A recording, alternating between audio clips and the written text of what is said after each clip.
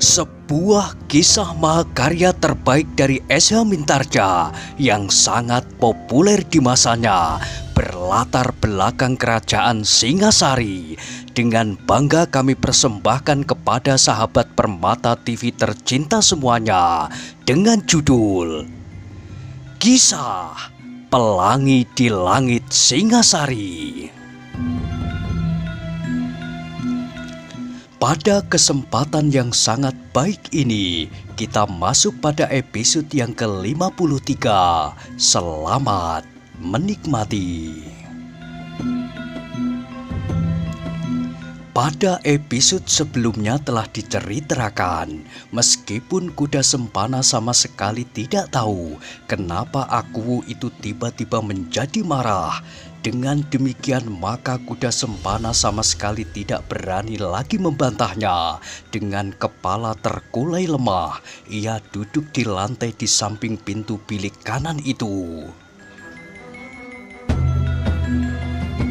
Ia mengangkat wajahnya ketika ia mendengar sebuah desah lirih, desah Kendedes. Namun ia masih juga berdebar-debar. Ketika desah itu kembali diam, kuda Sempana benar-benar seperti seorang ayah yang untuk pertama kali menunggu bayinya yang akan lahir. Wajahnya menjadi tegang dan pucat. Keringat dingin mengalir dengan derasnya di segenap tubuhnya. Akhirnya kuda Sempana tidak sabar lagi. Segera ia beringsut untuk memasuki bilik itu. Namun kembali ia berhenti ketika didengarnya sekali lagi Akuwu Tunggul Ametung berteriak, "Kuda Sempana, kalau kau memasuki ruangan itu, aku bunuh kau."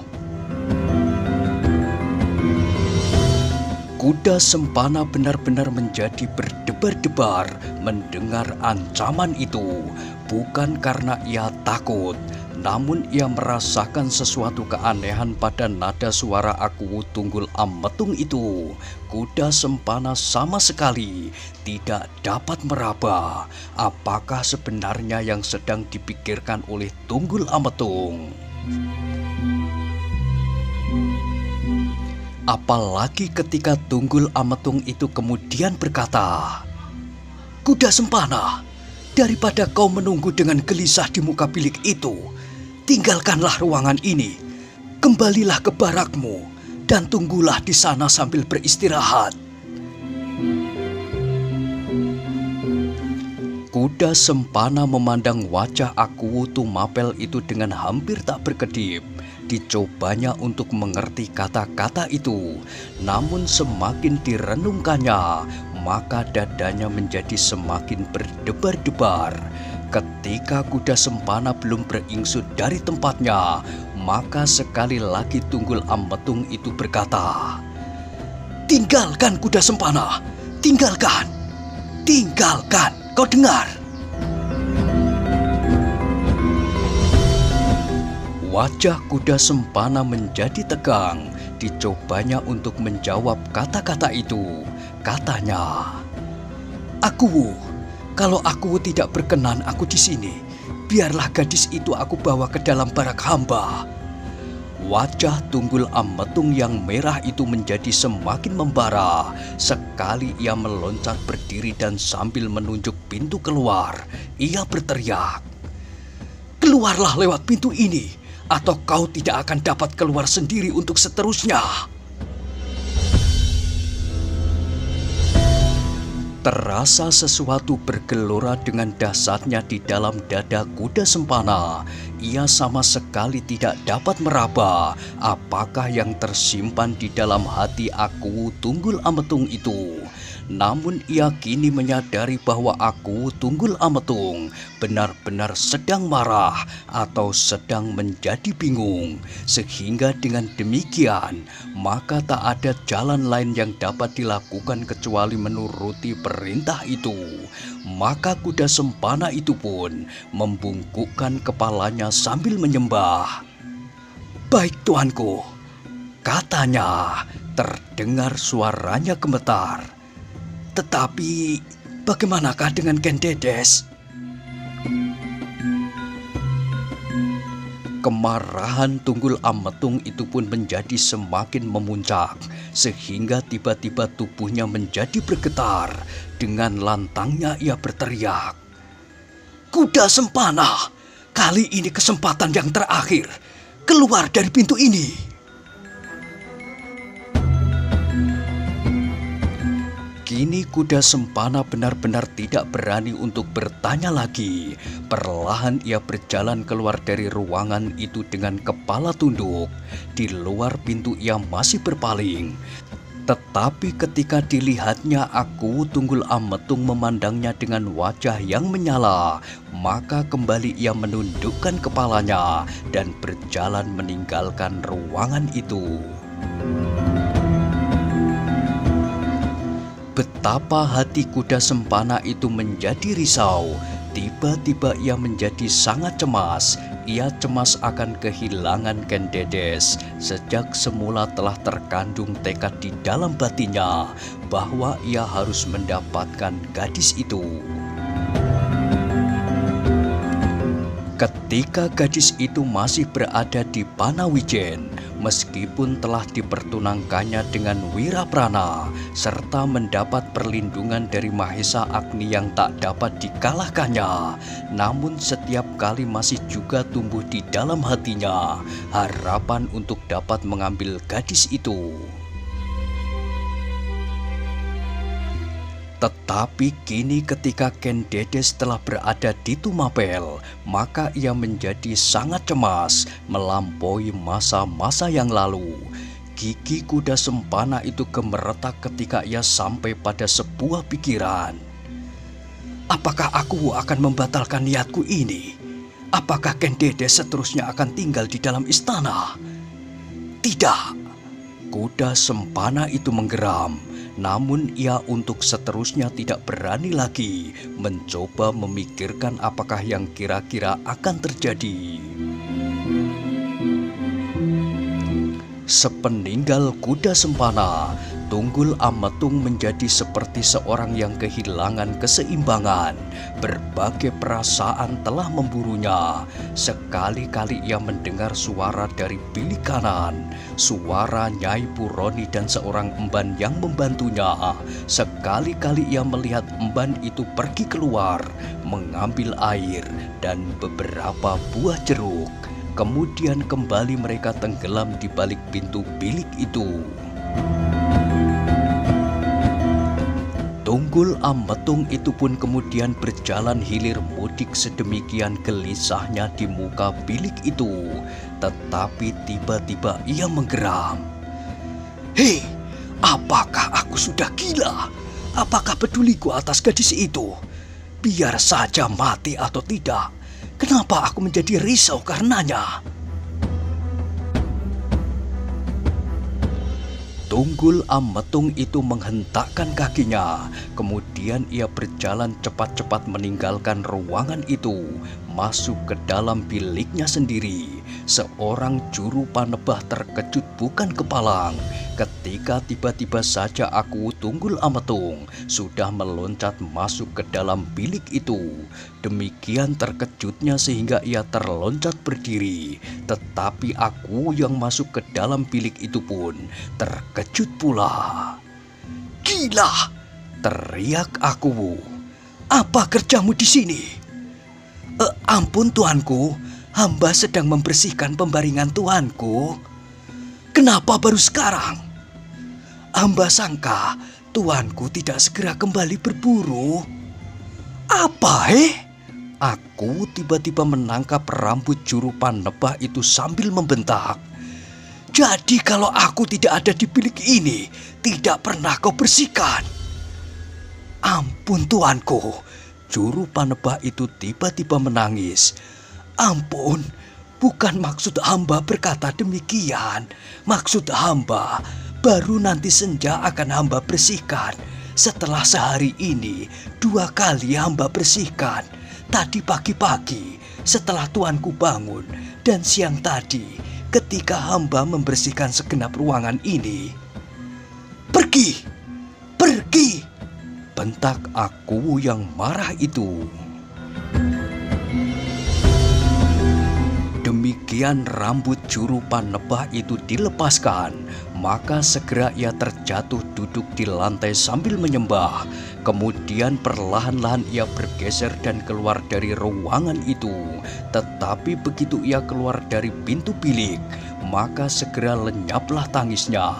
Bahkan dengan tersenyum-senyum ia mengumpat, "Bukan main, baru saja aku menyisir rambutku." Tetapi juru panebah itu tidak berpaling. Ditinggalkannya ruang dalam kembali ke dalam biliknya jauh di belakang. Di sepanjang halaman itu ia masih bergumam, "Kalau marah kepadaku, maka alamat aku akan mendapatkan rezeki." Aku yang sedang kebingungan itu segera membaringkan dirinya di pembaringannya tanpa melepas pakaiannya. Ia menggeliat ketika terasa sesuatu mengganggu punggungnya. "Ah!" desahnya sambil bangkit kembali. Kerisnya pun ternyata masih terselip di antara ikat pinggangnya, sehingga sambil mengumpat-umpat maka terpaksa aku itu bangkit, melepas kerisnya dan diletakkannya di samping bantalnya. Sambil berbaring, Tunggul Ametung mencoba menenangkan pikirannya. Ia adalah seorang aku yang keras hati. Namun kadang-kadang hatinya selunak malam. Sehingga demikian, maka aku itu seakan-akan tidak mempunyai suatu sikap yang tetap. Namun sebenarnya aku adalah seorang yang sulit untuk dimengerti. Bahkan pelayan-pelayannya yang terdekat pun selama ini masih belum mampu untuk mengetahui apakah sebenarnya yang berkenan di hati aku itu. Bahkan suatu ketika Tunggul Ametung sendiri tidak dapat mengerti apa yang sedang dipikirkannya. Demikian gelapnya sehingga aku itu menjadi sangat gelisah. Kehadiran gadis itu benar-benar telah merampas ketenangan hatinya. "Apakah kuda Sempana berkata sebenarnya?" desisnya dan diteruskannya. "Melihat keadaan di rumah gadis itu, maka agaknya kuda Sempana telah menipuku." Tunggul Ametung menggeram. "Aku harus mengetahui keadaan yang sebenarnya." Di bilik kanan, Nyai Puroni berusaha sedapat-dapatnya untuk menolong Ken Dedes yang sedang pingsan itu. Kakinya yang dingin seolah-olah membeku telah digosok-gosoknya dengan reramuan penghangat, jahe, minyak kelapa, dan beberapa macam lagi. Dahinya, tengkuknya, dan perutnya menurut pengalaman yang sudah bertahun-tahun didapatnya. Lambat laun gadis itu pun menggeliat. Perlahan-lahan digerakkannya tangannya, kakinya, dan akhirnya sekali lagi Ken Dedes membuka matanya. "Eling Angger," bisik Nyai Puroni perlahan-lahan. Ken Dedes terkejut mendengar suara itu. Cepat-cepat ia berpaling dan dipandangi orang tua yang bersimpuh di sampingnya itu dengan seksama.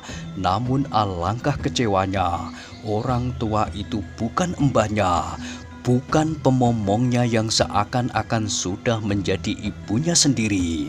Karena itu sekali lagi ia menjadi bingung. Diamat-amatinya ruangan itu. Ruangan yang belum pernah dilihatnya, ruangan yang dihiasi dengan berbagai macam benda-benda yang sangat berharga, dengan dinding papan yang berukir. "Apakah aku sedang bermimpi?" desis Ken Dedes.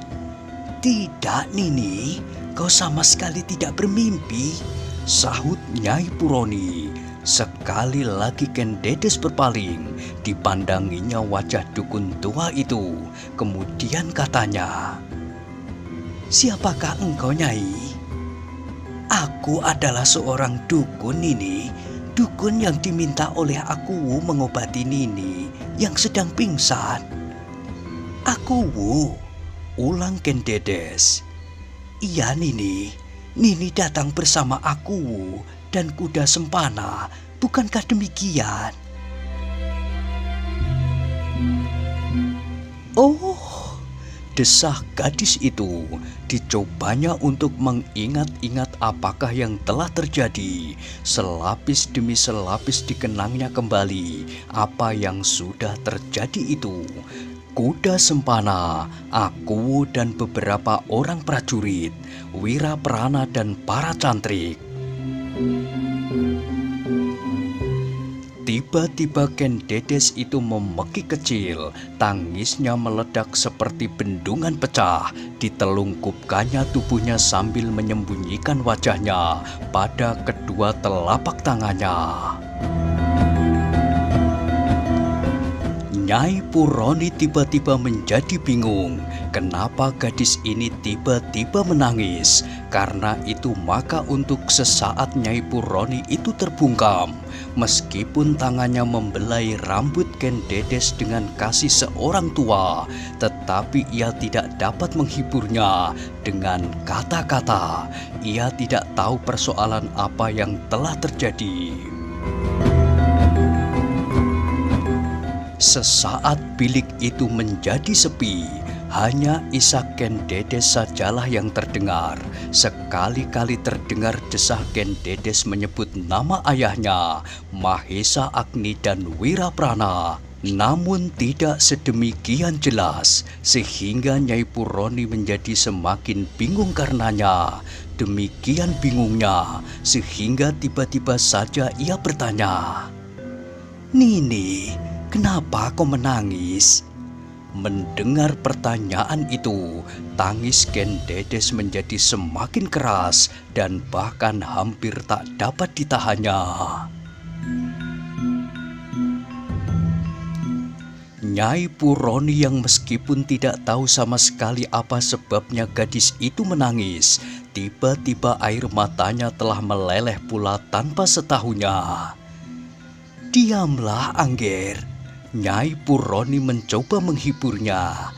"Diamlah, jangan menangis, Nini." Tetapi Ken Dedes menangis terus, bahkan semakin lama semakin keras, sehingga Nyai Puroni menjadi semakin bingung. Ia tidak tahu apakah yang sebaiknya dilakukan. Ia tidak dapat menghibur gadis itu tanpa mengetahui sebab-sebabnya ia menangis. Akhirnya dalam kebingungan Nyai Puroni itu berbisik kepada emban yang duduk di sampingnya, "Sampaikan kepada aku apa yang kau lihat." Emban itu menjadi ragu-ragu sejenak, tetapi kemudian ia pun bangkit dan berjalan keluar. Namun di ruang dalam itu tak dilihatnya Tunggul Ametung, sehingga sesaat ia tertegun. Namun kemudian dari seorang emban yang lain, diketahuinya bahwa aku Tunggul Ametung berada di pembaringannya.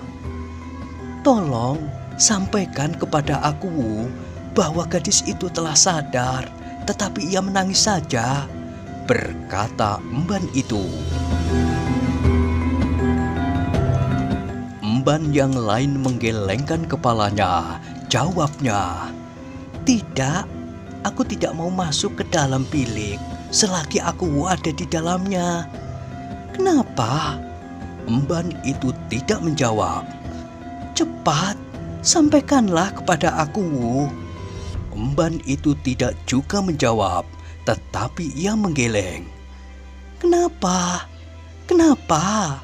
Sekali lagi ia hanya menggeleng saja. "Oh, anak bengal," gerutu emban itu. Dengan tergesa-gesa ia sendiri pergi ke bilik Aku, meskipun hatinya berdebar-debar. Apakah Aku tidak akan menjadi marah? Emban yang lain yang tidak mau menghadap Akuwu di biliknya mencibirkan bibirnya sambil memandangi bayangan wajahnya yang buram pada permukaan air di jambangan bunga. Ia berkata, "Aku terlalu cantik. Aku tidak mau masuk ke dalam bilik Akuwu. Bukankah Akuwu belum beristri? Kalau Akuwu memintaku baik-baik kepada orang tuaku, entahlah, mungkin aku akan memikirkannya." Emban itu kemudian tersenyum-senyum sendiri. Emban yang lain dengan gelisah mendekati pintu bilik Akuwu. Meskipun pintu itu tidak tertutup, namun ia sama sekali tidak berani masuk ke dalamnya. Dengan demikian maka emban itu hanyalah mondar-mandir saja di depan pintu. Kemudian dengan keringat yang membasahi tubuhnya, ia duduk bersimpuh di hadapan pintu bilik itu sambil menunggu juru panebah lewat. Kepada juru panebah ia akan minta tolong untuk menyampaikannya kepada Akuwu. Juru panebah sudah terlalu biasa masuk ke dalam bilik itu, dipanggil atau tidak dipanggil oleh Tunggul Ametung. Tetapi emban itu hampir tidak pernah masuk ke dalamnya apabila tidak ada sesuatu yang harus dilakukannya, mengganti kain selintru atau alas pembaringan untuk dicuci.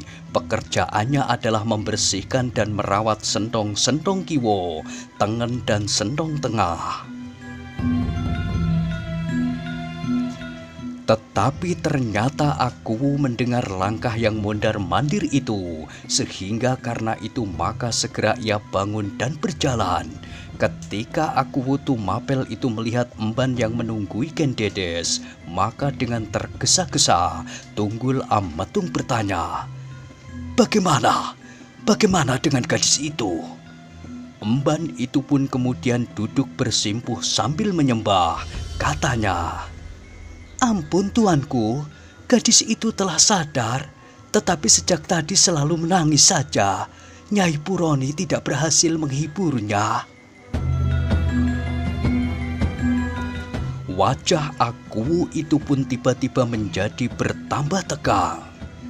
"Baiklah," katanya, "baiklah, aku segera datang." Akuwu Tunggul Ametung segera masuk kembali ke dalam biliknya, membetulkan letak pakaiannya dan kemudian dengan tergesa-gesa pergi ke bilik dalam sebelah kanan. Tetapi begitu ia sampai di pintu bilik, maka hatinya menjadi berdebar-debar. Apakah yang dapat dilakukan terhadap gadis itu? Apakah ia akan dapat menenteramkan hati Ken Dedes atau menghiburnya? Akuwu itu pun terhenti. Direnunginya pintu bilik itu, tetapi ia tidak jadi memasukinya. Diurungkannya niatnya untuk mencoba menemui Ken Dedes. Gadis itu pasti masih mendendamnya. Karena itu, maka Akuwu itu dengan gelisahnya berjalan kembali ke dalam biliknya. Ketika ditemuinya emban yang memanggilnya tadi, maka katanya, "Biarlah Bibi Puroni mencoba menenangkannya. Aku tidak perlu datang kepada gadis itu. Aku juga belum kenal dia, dan dia pun belum mengenal aku. Tidak ada gunanya." Emban itu memandangi Akuwu Tumapel dengan penuh keheranan. Bagaimana mungkin Akuwu Tunggul Ametung itu belum mengenal gadis itu? Kenapa dengan tiba-tiba gadis itu harus dibaringkannya di sentong tengen? Tunggul Ametung yang merasa emban itu memandanginya dengan tak berkedip, tiba-tiba membentak, "Kenapa kau memandangi aku sedemikian?" "Oh, ampun tuanku." Emban itu menjadi gemetar. Cepat-cepat ia menundukkan wajahnya. Perlahan-lahan terdengar desahnya, "Hamba tidak bermaksud apa-apa. Tetapi kenapa kau pandangi saja wajahku, Apakah kau belum pernah melihat aku? Atau barangkali wajahku tiba-tiba saja menjadi bopeng?" "Ampun tuanku. Ayo, cepat pergi. Katakan kepada Bibi Puroni." "Hamba tuanku." Cepat-cepat emban itu pun pergi memasuki bilik sebelah kanan. Dijumpainya Ken Dedes masih menangis dan Nyai Puroni masih juga berusaha menghiburnya. Ketika Nyai Puroni melihat emban itu datang, maka segera ia berbisik, "Bagaimana dengan aku, Wu? Aku Wu tidak mau masuk ke dalam bilik ini. Ternyata aku Wu belum mengenal gadis ini." "Oh." Nyai Puroni pun terkejut bukan main. Lalu bagaimana mungkin Ken Dedes dibaringkan di sentong tengen? Nyai Puroni itu pun menjadi semakin tidak mengerti apa yang terjadi. Kalau aku belum mengenal gadis ini, dan gadis ini adalah benar-benar bakal istri Kuda Sempana, tidak lebih, maka apakah haknya maka ia dibaringkan di dalam bilik ini? Tetapi Nyai Puroni tidak mau mempersoalkannya lagi. Hatinya dicekam oleh keibaannya atas gadis itu. Alangkah sedih tangisnya. Karena itu maka dicobanya sejauh-jauhnya untuk menghiburnya. Namun Ken Dedes seakan-akan tidak juga mendengarnya. Ia masih saja menangis. Lewat air matanya dituangkannya kepedihan yang menghimpit hatinya. Pedih dan nyeri, bahkan sekali-sekali terluncur di sela-sela tangisnya, desah yang dalam. Nyai Puroni adalah seorang tua yang sudah mengenyam pahit manis kehidupan. Pernah dijumpainya 1000 macam peristiwa, pernah dialaminya 1000 macam kejadian, pernah dihadapinya 1000 macam persoalan. Karena itu, maka pengalaman yang tersimpan di dadanya seakan-akan telah merupakan suatu kebulatan dari peristiwa-peristiwa di dunia ini.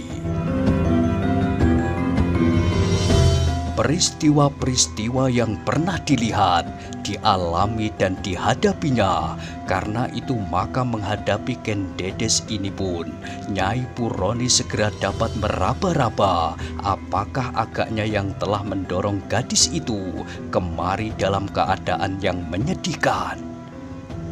"Kuda Sempana," desisnya di dalam hati. "Pasti Pokal Kuda Sempana." Tetapi dukun tua itu sama sekali tidak mau mengatakan sesuatu. Ia masih saja menghibur sedapat-dapatnya. Dibelainya rambut Ken Dedes yang panjang terurai. Namun Ken Dedes masih saja menangis. Aku yang kembali ke dalam biliknya pun menjadi semakin gelisah. Ketika dipandanginya udara di luar biliknya lewat daun pintu yang terbuka, maka ia terkejut. Di kejauhan dari balik tirai dilihatnya seseorang membawa pelita menyala di kedua tangannya. "Hei, apakah ini sudah malam?" Barulah aku itu sadar bahwa senja semakin kelam. Beberapa pelayan istana telah menyalakan lampu-lampu di segenap ruangan. Namun karena aku masih berada di dalam biliknya, maka para pelayan itu belum berani memasuki ruangan itu. Dinyalakannya saja lampu-lampu yang lain, dan nanti apabila aku tidak juga keluar, barulah seseorang juru panebah harus menyalakan lampu di dalam bilik itu. Perlahan-lahan aku bangkit dari pembaringannya. Bilik pun telah mulai gelap pula. Agaknya karena kegelisahan yang mencengkeram kepalanya, sehingga tanpa disadarinya ia telah berbaring di keremangan senja. Karena itu cepat-cepat ia meninggalkan biliknya. Ketika aku yang sedang kebingungan itu melihat seorang pelayan yang duduk menunggu perintahnya di tangga ruang dalam, maka segera ia berteriak, "Hei, kau, kemari!" Pelayan itu pun mendekatinya sambil berjongkok, kemudian duduk bersimpuh di hadapannya. Sediakan aku air panas, perintah Tunggul Ametung. Aku akan mandi. Sementara itu, perintahkan seorang pelayan dalam untuk memanggil Witantra dan Ken Arok sore ini. Pelayan itu menyembah, kemudian ia pun segera meninggalkan Akuwu yang gelisah itu. Kepada seorang emban, pelayan itu minta Akuwu disediakan air hangat, sedang kepada pelayan yang lain dimintanya untuk menyampaikan perintah Akuwu Tunggul Ametung memanggil Witantra dan Ken Arok. Ketika pelayan itu sampai di rumah Witantra, ternyata Witantra itu baru saja memasuki rumahnya bersama Ken Arok dan seorang perempuan tua, pemomong Ken Dedes. Dengan dada berdebar-debar, Witantra bertanya kepada pelayan itu, "Apa perintah Akuwu?" "Aku tidak tahu, tetapi Kakang Witantra diperintahkan menghadap sore ini bersama-sama dengan Kakang Ken Arok. Kalau aku temui Kakang Ken Arok di sini, maka adalah kebetulan sekali." "Baru ataukah Akuwu ketika mau berangkat?" "Akuwu sedang duduk termenung, menunggu air hangat." "Ya, Akuwu baru akan mandi." Witantra berdesah, kemudian katanya, "Baik, aku akan segera menghadap bersama adik Ken Arok." Pelayan itu pun segera meninggalkan rumah Witantra. Sementara itu Witantra dan Ken Arok pun beristirahat untuk sesaat, duduk-duduk sambil minum air hangat. "Mandilah di sini, Adi," minta Witantra. "Kita harus segera menghadap. Pasti ada sesuatu yang penting." Ken Arok menarik nafas dalam-dalam. Mungkin Akuwu marah kepadanya dan marah kepada Witantra. Telah terucapkan bahwa Akuwu mengancam Witantra untuk menggantungnya besok di alun-alun. Nah, bagaimanakah kisah selanjutnya? Silahkan ikuti terus kisah Pelangi di Langit Singasari pada episode berikutnya. Sampai jumpa.